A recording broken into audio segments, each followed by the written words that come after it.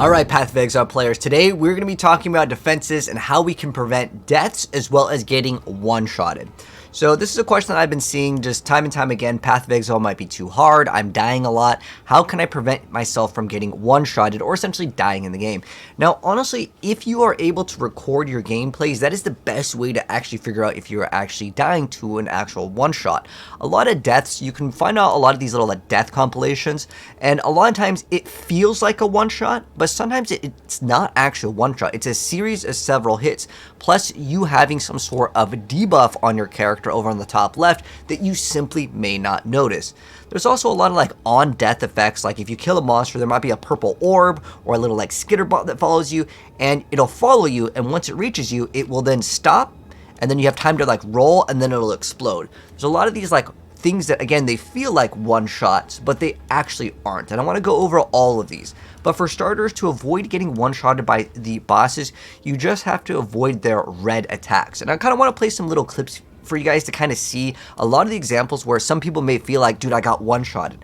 But the thing is that you need to pay attention to Path of Exile compared to other video games in terms of the survivability. But I just want to, again, play some other little clips here that I've seen. So this one over here, this player actually gets eliminated because there is this ice that builds up. There's a lot of these little rings, and they start off in the center, and then they kind of go up, and then explode. You cannot really stand in these, especially if they overlap. There's a circle, I think there's 3 right here. There's 1, 2, 3, and if you stand in any overlap, you can be ripped real fast, and the player just died over here. And it doesn't matter how many hours you have in Path of Exile, this game is definitely challenging, and if you're not 100% paying attention to it, you can get actually surrounded, and you can see over here you got surrounded, and even though from this POV, it was played very fast, right? But I want to go ahead and slow it down, and this way you guys can see it was not actually a one-shot. The HP over here, he wasn't full, and then basically one is going to explode, do a chunk, and then another one's going to do a chunk, and then another chunk. So he didn't get one-shotted, but from the POV, it seems like that they are getting one-shotted because it's just a series of hits that are really fast, right?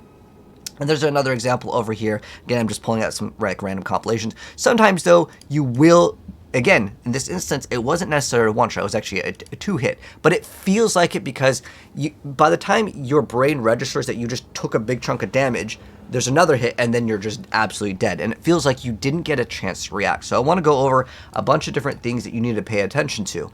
And another thing that is really important to actually take into consideration is knowing what sort of debuffs that are applied onto your character. That can be shock, that can be that you're frozen, because obviously that one, though, you don't really need to pay attention to it because you can directly see you ain't moving. Now, one thing to suggest is because Path of Exile, you can see the game is paused, unless you're playing in a group. Okay, if you're in a group, it won't pause. But if you hit escape, or I'm not sure what button is for console, what you can do is instantly just go and log out. That is a strategy to prevent yourselves from getting deleted. So if you take a big chunk of damage, you may want to leave the map. And the reason why dying is actually really bad, once you get towards the end of the game, if you start dying, you lose so much XP, and it is such a pain once you're 90 plus. All the deaths really start to add up. And another thing that I want to mention is if you are rolling your maps and you're putting too many hard mods on them, you may not be able to successfully complete the map. And if you're about to lose out, it's better to just forego the map, exit it, and just join up.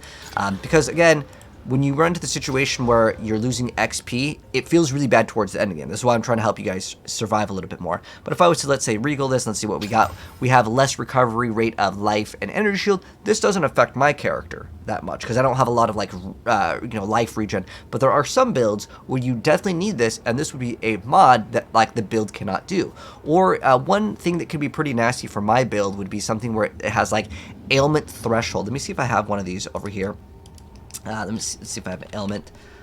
There's ones where you can find a modifier that'll say ailment threshold. I just want to do T15s here, so I will go ahead and mod this map, and we'll see what are the map mods. Now, what is temporal change? Knowing what the map modifiers are before you go in and do this in the end game can definitely matter. Now, for the early game, I'm gonna be honest, you guys can die. It's really not that big of a deal if you're just going through the campaign. Even on cruel difficulty, if you're dying, unless you're playing hardcore, it really doesn't matter.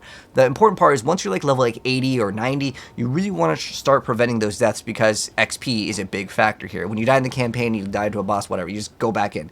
In the end game, when you die, as of right now until we get the update, it's basically one portal. You get one shot, right? So no pun intended, but like you get one shot to go in the map, right? But this one says players are cursed with temporal chains. Well, what is temporal chains? It doesn't actually tell us.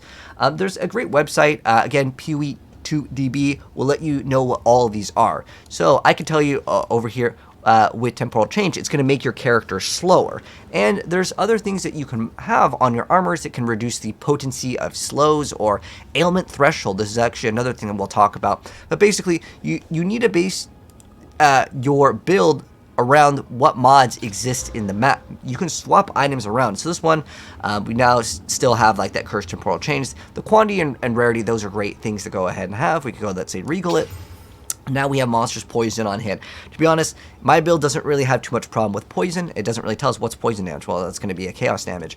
But there are certain damage types where it's like, oh, if the enemies will do extra damage as chaos, they could do extra damage as fire. But if I'm immune to, let's say, chaos damage because I have a certain node on my tree, then getting all the bonuses to like making enemies do chaos damage does not affect the build. Maybe my build has a lot of fire resistance.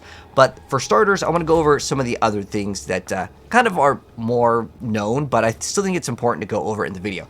You got to have all your resistances capped over here. You can see like I'm at 74%. Would I like to be 75? Sure, it'd be a little bit better. But if you're like 1 or 2 off, it's not going to make the biggest of deals. But ideally, you try to get everything 75. And then also looking at what your evasion rating actually is. If you're playing evade-based build, there's also armor. Armor is going to give you physical damage reduction unless you have this.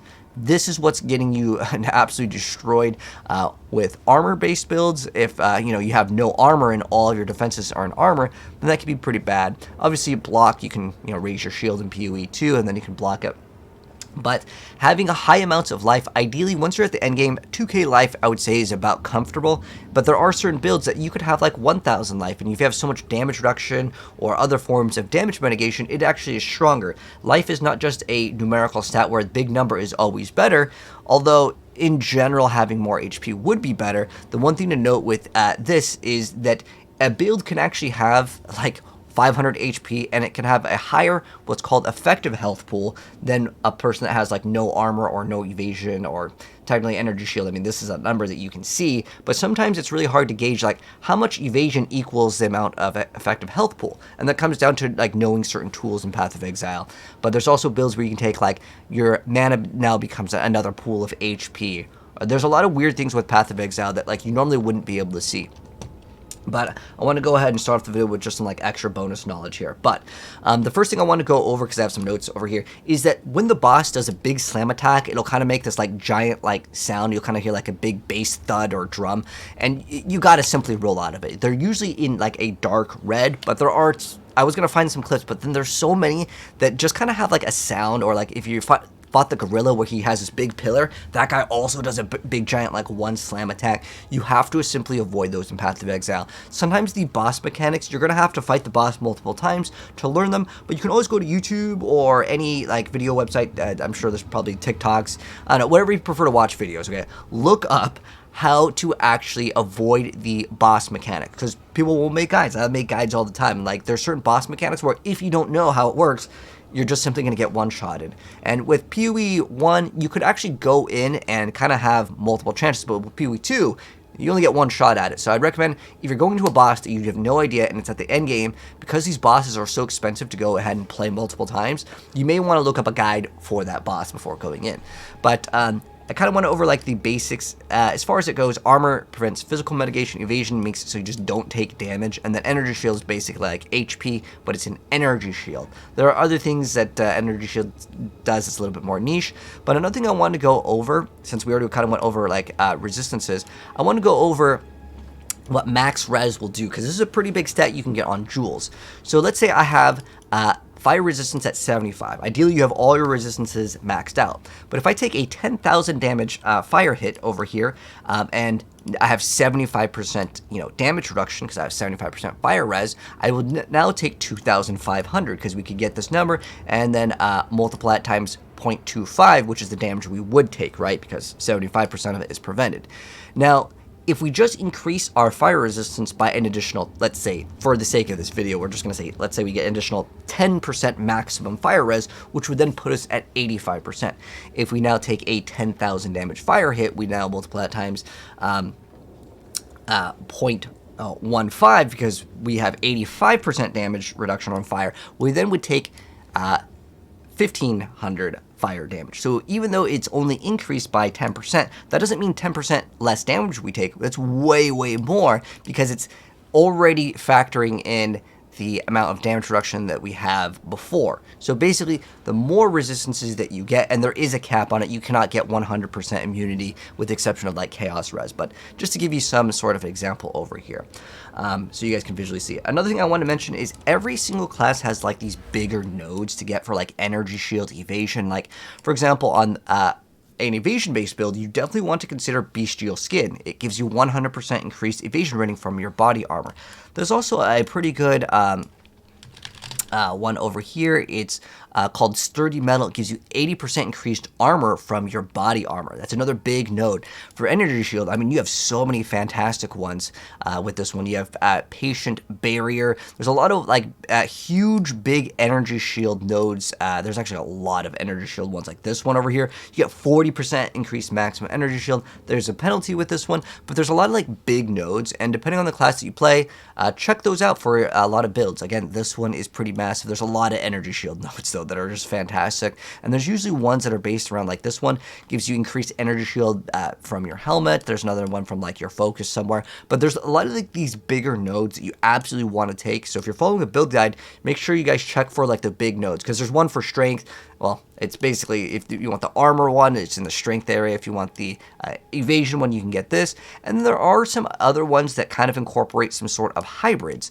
So this one over here could be pretty big. Spectral War, you get plus maximum energy shield per evasion. You don't have to spec into one. It's not like you only want to go armor, or you only want to go into energy shield or evasion. You can hybrid these out. As of right now, almost every single build, honestly, can make great use out of the energy shield, because it's pretty powerful right now, especially with Grim Feast, which we'll talk about some other like survivability stuff in a moment here.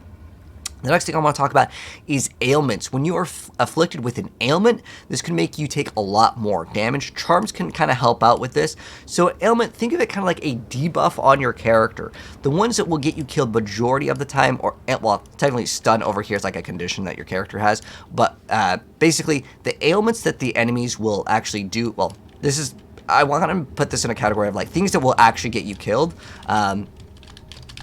You are usually killed pretty much in this category. I wanted to kind of keep it in this area, where most of the time when you're dying and there's some sort of debuff on you or a condition that your character has, it's usually going to be a shock, freeze, or stun. These are the most potent like conditions that your characters are afflicted by. Some of these technically are considered ailments, but you can also look at ailment threshold to actually help out with this. But what shock does is make your character take more damage based on the shock. This is a huge thing that will absolutely get you destroyed. If you have shocked ground on like one of the map modifiers, this thing is very deadly.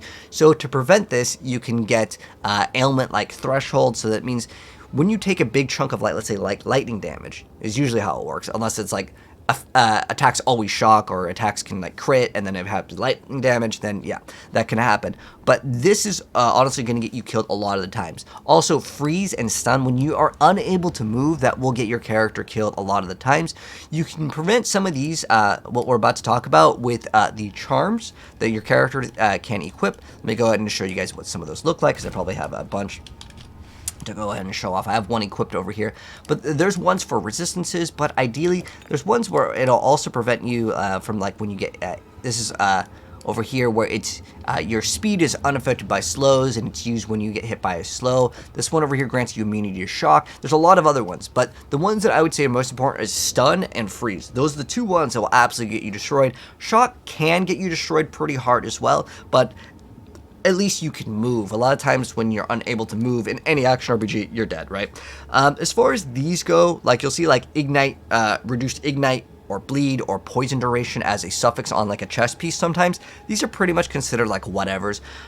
These can technically eliminate you. Like if you have burning ground, it kind of messes up with your energy shield recharge because you have to not take damage for the shield to kind of go back up, unless you're playing certain builds that do a different way of recovery on energy shield. But I would say these ones are not something to worry about as much. If you are bleeding, try not to move. Your character will take more damage if you are moving while you are bleeding. If you mouse over, it'll tell you that, but it's kind of hard to read those in the middle of a game. Sometimes I get it, but these ones aren't too bad, I would say. These are the deadly ones. These are the damage over times that, I mean, they will do damage, but it's not absolutely critical that you get immunity to those. Other forms of defense, actually, I want to go into. I think this is a pretty important one. That a lot of people may not see these as like, oh, this is a good way to get extra defenses on my character. Movement speed in PoE, movement speed is absolutely king. Getting boost with like 35% movement speed is really good. You can also maim a target. So there's tons of different ways to like blind and maim. You just have to type it in. But over here there is maim, and I can go ahead and show you guys what this does. So we have a chance to maim on hit. If you hold Alt on your keyboard, I'm not sure what it is on console, but if you mouse over, it says maimed enemies suffer from slower movement speed and reduced evasion rating, so it's easier to hit them. But if I'm able to maim a target, they're going to be moving slower, therefore they're not going to be able to hit me as often. There's another node over here called blind, and blind reduces their accuracy, so that's going to be better for evasion based builds because, well, the way that you get hit is based on how much accuracy the monster has, right? So blind and maim are another form of defense that you may not actually like think of it, but that could be another way to get a lot more evasion rating without getting evasion rating, right? And then you can also slow. There's you can basically run I think it's called blasphemy. It's an aura, and then you can start putting a curse on the enemies, which will slow them down. Again, slowing enemies down is going to be key to surviving with certain builds. And then also we already went over temp trains, but too many bad mods on maps could definitely be a very big deal. Again, when you're running so many map mods that has like extra damage as cold, if you run like extra damage as fire, cold, lightning, like that might be too many for your build. On average, if there's like one bad mod, sometimes even two, I will be like, okay, I'll run the map. But if I'm trying to level up, and this is kind of key here, if I'm like, right now I'm at 46%, I want to push to the next level, right? But if I have like 2 or 3%, I will run the maps where I have a high potential of dying, because, well, if I die and I only have 1% XP, it doesn't really matter as much, right? Because I'm not losing out like a big chunk of my XP. So it's better to do some of those maps that maybe you can save up all the maps that are bad. You could also reforge them. It's a 3-to-1 ratio, so it's a pretty bad, like, you know, investment. But if you have a bad mods on maps, you can save them for when you level up, then you run those. Another thing that I wanted to go over is some of the gems that can really help out. These are the two that I've really enjoyed, because we can't just run like a determination and stuff, and grace and PoE 2. But gems that can really help out, the Wind Dancer gem is pretty good, and there's also Grim Feast that I think is really good. Let me go ahead and just grab one of these spirit gems just so I can show you guys what Grim Feast does. It's actually one of the strongest ones in the game right now. It may get nerfed in the future, but what Grim Feast does is that when you eliminate monsters, it'll have like some little soul that you can kind of pick up, and it's going to grant you energy shield, and this can actually give you overflow. So overflow can go up to twice the maximum amount of energy shield. So if I was to run Grim Feast in this build, which is actually not even that bad, once I get even more energy shield, is we could get up to like 500 plus energy shield. Now, that doesn't act as HP in the sense where if I get like life on kill, but that's another area where we can actually get even more survivability.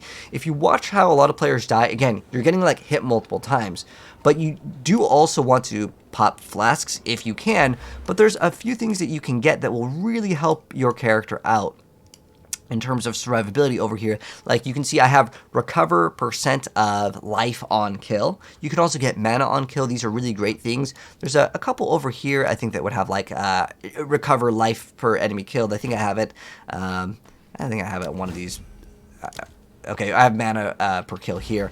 But what you can definitely try to do is try to make sure your HP and stuff is always up to par, because on some of the deaths that I've seen in death compilations, they may be at like 80 or even like 70% HP. Like they're pretty high HP, but if they just we're able to get some sort of like life recovery over time, like when they're fighting a bunch of monsters, because sometimes you can get chunked out pretty hard, but if you're killing monsters, you can go right back up. It specifically is on breaches where there's like so many elites that just constantly jump on you. But ideally, at the end of the day, you really want to try to maximize all of your resistances. It depends on what kind of build you're playing. Like for my build, I'm playing evasion, but I also took acrobatics, which makes us able to take well, it has the ability to just take 0 damage, because we can evade all of the hits, but there's like a huge penalty if we get like a bunch of less evasion rating. But there used to be something called spell suppression. We might get it in PoE 2, maybe one day. But for the most part, you have to try to dodge certain mechanics in the game. And going back to, again, this question over here, which I see just time and time again in the community, is like, there's not any amount of armor for the most part that will prevent some boss one-shots. Like, it's designed to kill you, and it's designed to make it so you lose. There's a bunch of big boss attacks that will just, like, basically laser the screen with, like, damage, and you have to move out of it, and you have to know, I gotta stand inside the circle, I have to stand outside the circle, I have to move over here when the boss puts his hand over here.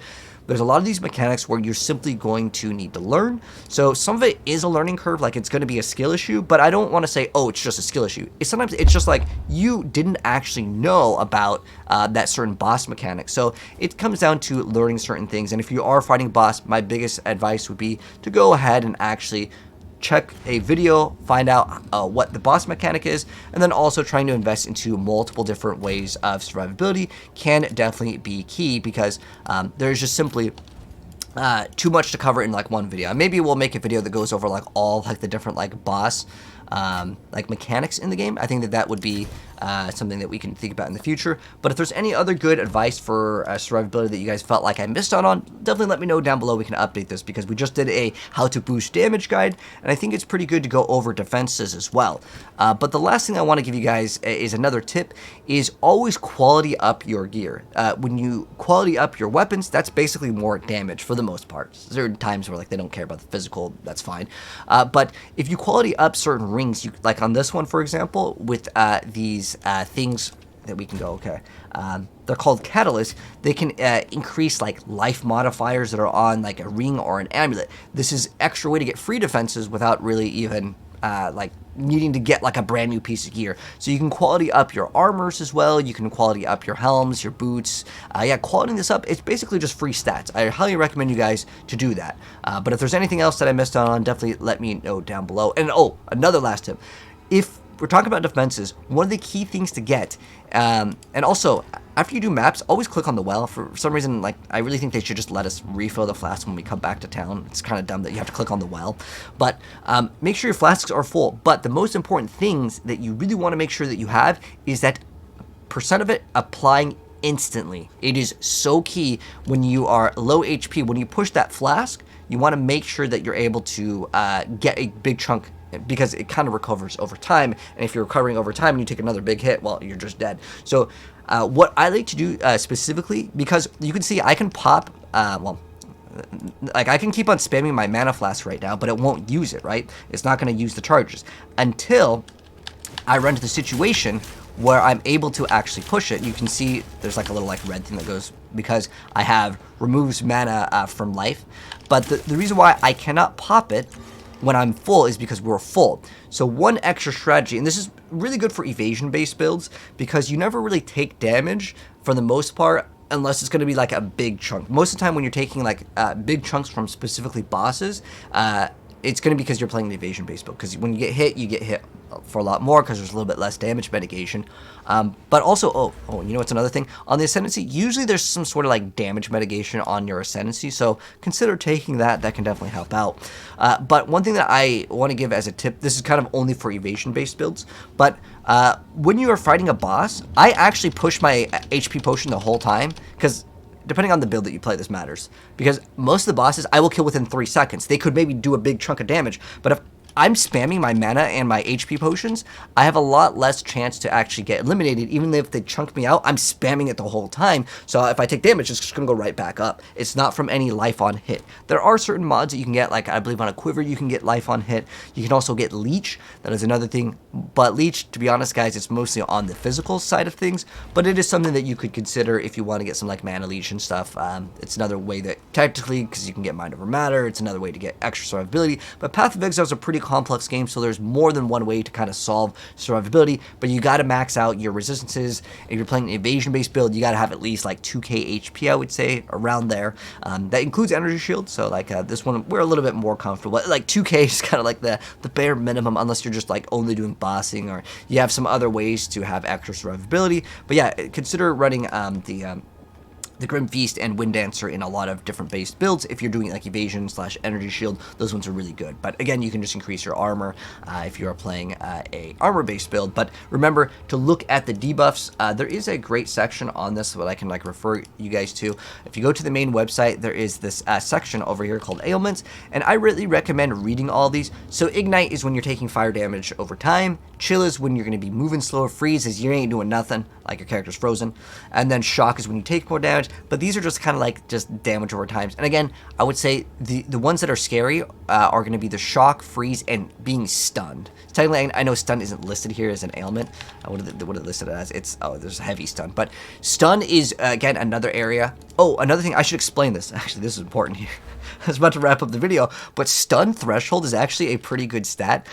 So there's something called stun recovery, which is when you're stunned, like how fast does your character come back. It used to be called like faster hit recovery in Diablo, but stun recovery is kind of the same thing. And then stun threshold, well, do they tell you what it actually works? Okay, so how it works is based on the amount of damage that you take is when you would then get stunned. So if you take like 1% of your HP, you're probably not going to get stunned. But if you take like 89% of your HP, you may get stunned. It depends on the monster, it depends on the map mods, and it probably could depend on a lot of different things. But there is stun threshold that you can get on certain builds. Like over here, we have this, which gives us 25% increased stun threshold. There's also ailment threshold. You can get this on your chest piece if you run a serpent scale coat. That is expert. You can see where it says increased elemental ailment threshold. What that means is when we take like cold damage, we have a higher chance of being like chilled more or frozen more or electrocuted, stunned, or shocked. That makes it so it requires us to take more damage, because to apply the ailment on ourselves or the enemy, we have to take that sort of elemental damage, and based on the amount that it deals, in correlation to how much percent of HP that is lost is how big the stun, freeze, ignite, that kind of stuff is going to apply. So you can get threshold to kind of help out with that. So there's just so many other ways of, different defenses in the game. And I know this video is kind of long here, even though I try to make it as short as possible with having some extra notes just to go over things a little bit faster. But if there's anything else that I missed on, like I said, let me know down below. If you guys enjoyed this video, drop a like on it. Check out the build for DPS. And again, if there's anything else that I missed on, definitely let me know. We'll kind of make an updated video guide to different ways to actually survive in PoE 2. But take care, and I'll catch you guys in the next video. Check the pin if you guys want to see the DPS one, because I promise that one is going to be good, because more damage equals, well, the enemy's dead, so it can't do damage to you. So I guess that kind of works.